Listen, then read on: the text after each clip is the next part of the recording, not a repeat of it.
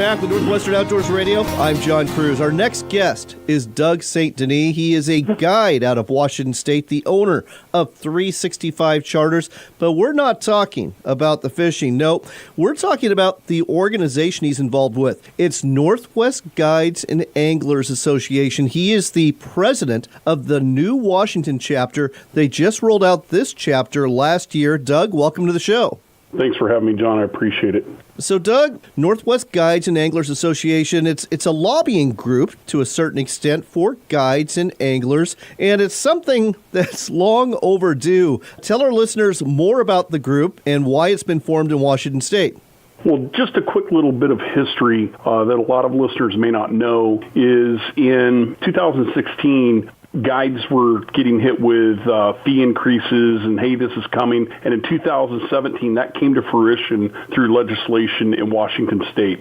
And I, along with a lot of other guides, we were up in arms because our guide license fees had increased, in some cases, 90%. Wow. And it was just a lot of money. And I was frustrated, and I said, I'm going to do something about this. I'm going to create an organization that covers the entire state of Washington and all the guides that are in the state of Washington. And in doing so, I was actually approached by Northwest Guides and Anglers, which was a grassroots organization originally started in Oregon to address Columbia River issues on the lower Columbia River. And they said, hey, listen, we know that there's problems in Washington. We have a lot of members that are Washington State guides that come here and fish.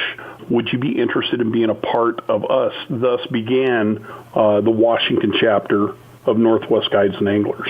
How many guides and anglers are members of this organization now in Washington State?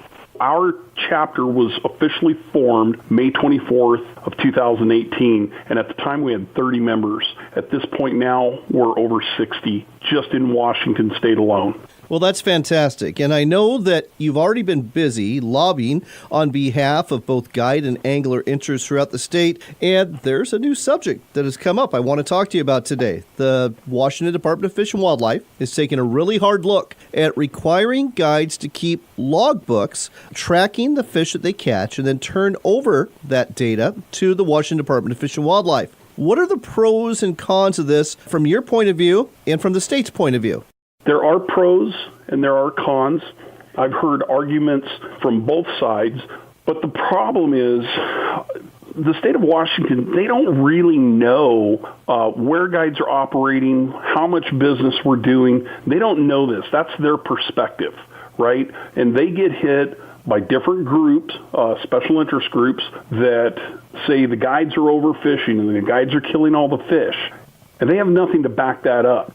They have got no data whatsoever because our catch card system in Washington State is just very backlogged. They're 2.5 years behind. Oh, my gosh. So they're looking for real-time data. From a guide's perspective, I got to be honest with you, when they first heard about this, it was an overwhelmingly no. They did not want to have logbooks. They felt it very intrusive. So this has been a very tempestuous situation to deal with. Well, hold on. I've got to cut you off here because I've got to point something out. I mean, I've been fishing several years off the coast of Vancouver Island in BC. The guides, they all keep a logbook. They all turn in the data. And it's just part of the way that the Department of Fisheries in Canada manages the fisheries and gets that real-time data. So from that point of view, it doesn't seem like a bad idea, especially if they're so backlogged with the catch record cards that they're getting from anglers to be able to make some decisions when it comes to quota, when it comes to harvest. So why would the guides be against it? Typically, people don't like change. That's not a great argument. It's a terrible argument, in all honesty, but it's true. People that are in certain industries, whether it's guides or something else, when change comes, they don't like it. And a lot of times, they look at past performance or trust issues, and that becomes a factor in their decision-making process. Now, we find some advantages to logbooks as an organization, and it was very interesting. We asked a polling question to our membership, and we asked them, do you support logbooks? At the time of the poll, 90% of our membership said, no, we don't support logbooks. So then I asked this question, should WDFW have a guide advisory committee consisting of active licensed guides? 87% of the membership said yes. So in response to that, I asked one more question, and I find this very interesting. If we had a guide advisory committee for Washington, would you support logbooks if the advisory committee endorsed it?